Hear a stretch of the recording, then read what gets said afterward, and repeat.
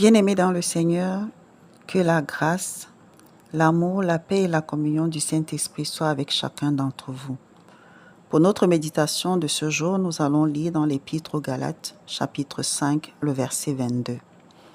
Mais avant notre lecture, nous allons ensemble chanter le numéro 289 dans Sur les ailes de la foi. C'est mon joyeux service. C'est mon joyeux service d'offrir à Jésus-Christ en vivant sacrifice mon corps et mon esprit. Accepte mon offrande, bien-aimé Fils de Dieu, et que sur moi descende la flamme du Saint-Lieu. Accepte mon offrande, bien-aimé Fils de Dieu, et que sur moi descende la flamme du Saint-Lieu. Merci Seigneur, et nous te prions de nous donner la compréhension de ta parole. Amen. Galates chapitre 5, verset 22. Là, il est écrit, « Mais le fruit de l'esprit, c'est l'amour, la joie, la paix, la patience, la bonté, la bénignité, la fidélité, la douceur, la tempérance. » Bien-aimés dans le Seigneur, comme vous pouvez le constater, nous continuons à traiter le sujet sur la personne du Saint-Esprit. Notre texte de ce jour est situé dans le 3e paragraphe de l'épître de Paul aux Galates. Ce paragraphe commence au verset 16 en ces termes. Je dis donc, marchez selon l'esprit et vous n'accomplirez pas les désirs de la chair. L'apôtre Paul nous explique ici qu'il y a une constante opposition entre les désirs de l'esprit et ceux de la chair. Et les désirs de la chair produisent des œuvres manifestes telles que l'impudicité, l'impureté. Je souhaiterais lire cela dans la version Parole de vie. Dans cette version, c'est dit ainsi. Ce que les désirs mauvais produisent, on le voit bien. Ils mènent à une vie immorale et mauvaise.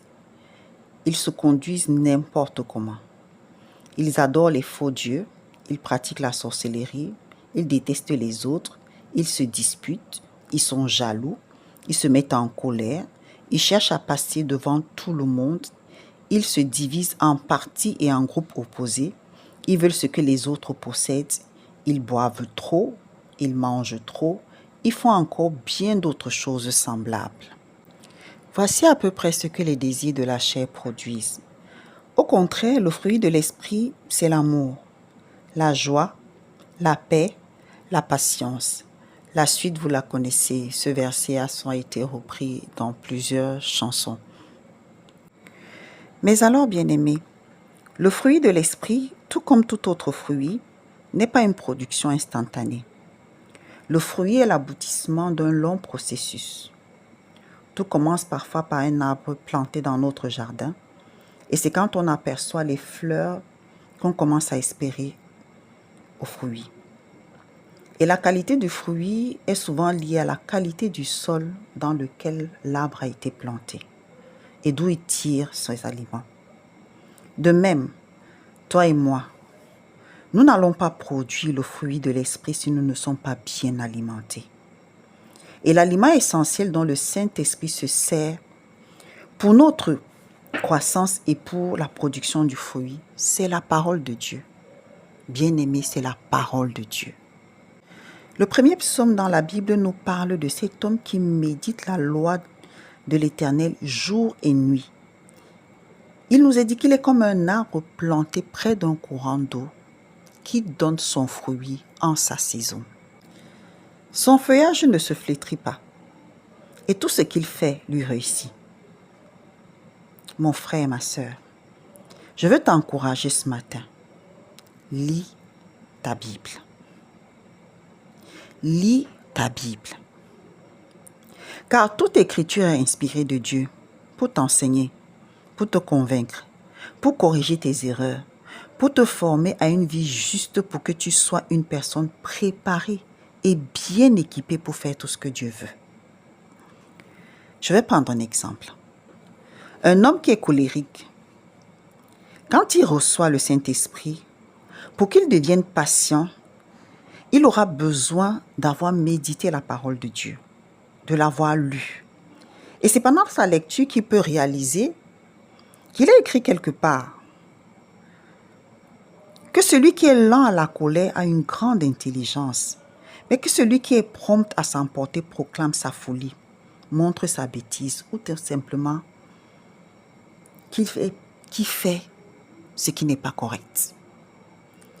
Et quelque part d'autre, il va aussi découvrir, par exemple, qu'il est dit qu'il faut être prompt à écouter, lent à parler et lent à se mettre en colère.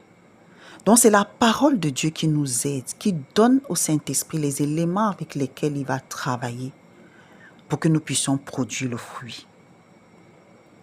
Alors bien-aimé, je vais te dire encore ce matin, si tu veux être libéré des désirs de la chair et produire le fruit du Saint-Esprit, lis continuellement et médite la parole de Dieu. Quelqu'un avait dit que ce livre de la loi ne s'éloigne point de ta bouche.